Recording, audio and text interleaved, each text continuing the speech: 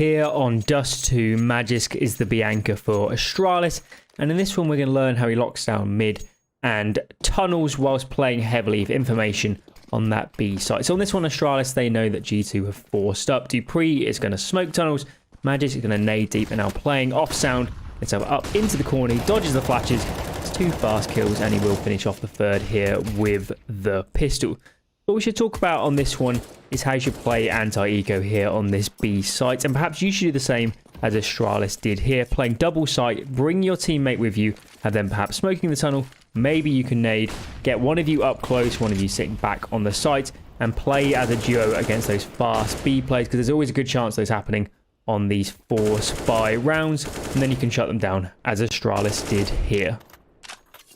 So let's see how Magisk plays when he is solo on the site early. Now crossing mid a little bit closer because they're using the doors cross smoke, and then coming in he's going to molly tunnels, move a little bit closer, and he's going to smoke onto the molly just like so, and then nade as well for good measure. Now the reason he's dropping all of his nades early like this is because his other B player in device is leaning so far towards mid that Magisk, he knows he's very exposed here if he wants to get popped or execs into. He's going to drop all of his nades early and buy a little bit of time whilst device can lean mid, and then later on they'll fall into playing more of a standard kind of double site setup. The next up, we're going to see Magisk reacting to the tunnels progression smoke. And you're going to see it coming in just a moment, bouncing off the wall. Now instantly, just hearing the noise, Magisk knows what's coming in. And this tunnels progression smoke is going to land just outside the entrance to tunnels. And you see this throughout all levels of play, from matchmaking to pugs, all the way up to the team game. And let's see how Magisk reacts when he knows this smoke is coming in. So watching Magisk, he moves immediately into playing this corner. He jiggles out a little bit, but for the most part, he is playing anti-flash. And that is the key point here. Whenever this smoke goes down the T side, they need to pop through it to get onto the site. So as long as you're dodging the flashes, you're going to stand a much better chance. So Magisk playing in this spot, he dodges the close flash and the deep flash. He hears Amanek jumping, he peeks out and he gets the frag onto him, as well as a spray through of the smoke for a second kill for good measure. Following this up, he's going to flash over mid, peek out for a little bit of information, and just peek around on the site, playing for information now they're in a 4 versus 1. So this round's just a great example of how Magisk plays early round when he's solo. He drops all his nades, he buys time whilst his other players can lean a bit more mid, and then playing versus that tunnels progression smoke. Get yourself into a spot where you're anti-flash from those entry flashes, dodge those flashes, and you'll stand a much better chance when the actual exec or pop comes in.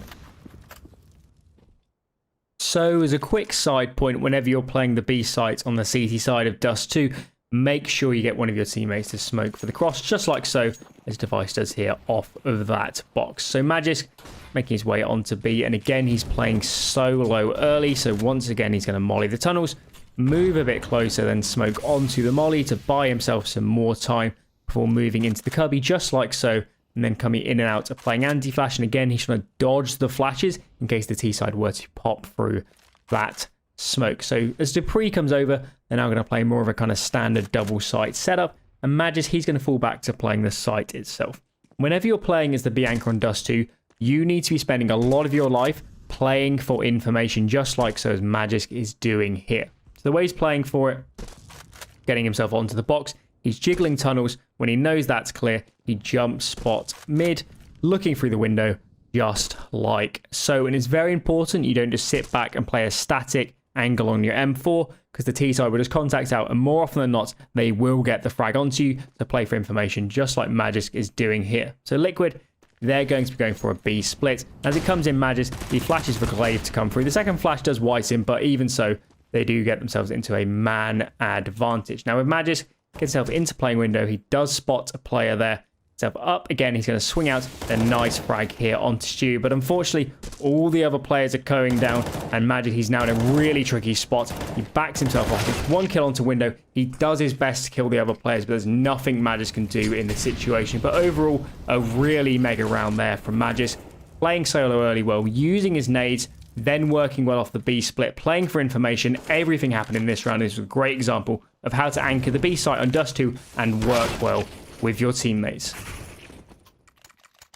So far, we've seen plenty of rounds of Magisk molling tunnels and then smoking onto it and playing up close. But what are some other opening options for the Danish player. So first up, we're going to see Magisk mollying tunnels, just like so. And on this round, he's going to swing behind the molly a bit more aggressively and then play this kind of off angle on the right. And he's going to fall back into another off angle on the left side. So of course, this is a bit more of an aggressive opening. A good spawn here will definitely help you out. And of course, when you swing close behind the molly, you have the advantage versus the other players you might be facing. And you'll definitely get some frags doing this in matchmaking your pugs. Perhaps at the kind of more higher level team game, it won't work. The T-sides won't be facing you. But on this occasion, a good opening option for Magisk, and you should definitely add it to your wheelhouse. For our second example, we're again going to have Magisk mollying tunnels early. You might be spotting a pattern here, but this time he's going to fall into playing an angle in window, just like so. Now Magisk, he's just going to stay in this angle for a few seconds, and the reason he's playing this angle is in case the T side were to rush onto the B side, in case they potentially smokes on that molly, flashed in and came through with numbers. And in this sort of spot, what Magisk wants to do is just to get one kill, then fall out and stay alive and play the retake with his teammates. That's really the key thing about this. What we're going to see is that Magisk, after a few seconds, he knows the T side isn't rushing in, so he moves around a little bit more and starts playing for a bit of information. Now, clearly on this one, the T side don't rush, and instead they're actually going for some long control, and soon enough for Astralis, they'll find themselves actually in a 4-on-5 scenario. Magisk, he knows there's many players outside long, so he's just playing really heavily for information here. And after going man down Astralis, the call is we're going to play into mid. So instead of playing the site Magisk, he falls out, he plays mid, just like so, holding the tunnels. And this is so he can pivot into kind of fighting mid with his teammates, like Dupree and Device here, and really help them if they came into fighting in mid. So these two examples are just some really good ones. Just important to have a good variety of early options like Magisk does here, so that T's can't predict where you're playing, and you're always kind of switching up and catching them off guard. So of course, as a B-site player on the CT side of Dust2, sometimes you'll need to be pushing tunnels to get yourself and your team some information. So in this round, Magisk, he has no molly. So instead, I'm just going to flash and cross the tunnels and play it in my favorite cubby is Magisk. So in this round, they get the man advantage, but Glaive pushing up mid just here. He's going to go down to Boomich, who had the bombs. Now they spotted the bomb outside long, and of course they're well aware they've lost long control in the first place. So at this point in Astralis, they know that Na'Vi has so many numbers towards long. And in this 4-on-4, this is definitely a T-sided situation. So Magisk, he's going to feel very compelled to push up into tunnels and get himself some information.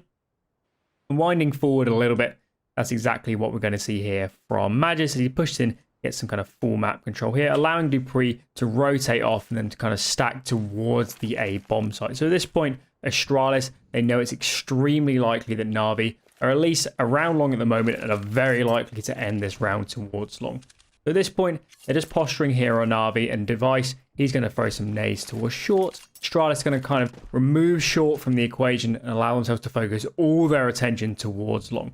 Winding forward a little bit to get more into this execute. So at this point, Astralis, they have all the information now. Magisk, he's pushing tunnels. He gets some information there as well. Device, he's getting all the frags. 2 fast kills for him and gets the third. And even though here, obviously, you know, Device, he gets all the frags. He gets a 4K on this round. It's really playing man down, getting that information in towards tunnels, and especially from someone like Magisk being proactive, getting that information, allowing all the rest of his team to lean towards A and focus towards long when that exec came in. So earlier on, we talked through a couple of opening options for Magisk, and here we're going to see kind of a bonus option you could throw in. Dupree's on the AWP here, but you want a secondary AWP as the anchor, you can do that as well. So on his top spawn, Dupree peeks tunnels early, has Magisk with him. Magisk just playing anti-flash at the start in case of a rush, but Dupree now, he's pushing in through all of the angles and taking X-ray off. You can see this nice frag. He's pushing through, clearing the stairs, and he will find this frag onto Perfecto now with his kill. Dupree's going to keep that AWP moving. Well played from him. He's going to swap into mid, and Magisk will just sit back and play for information and keep Astralis in a good position come the late round, but they'll come out on top. So that wraps up for this look at Magisk on the CT side of Dust2 playing towards that B site. Do you want to see more content like this in the future? Let me know down in the comments below. Thanks for watching, and I'll catch you guys in the next one.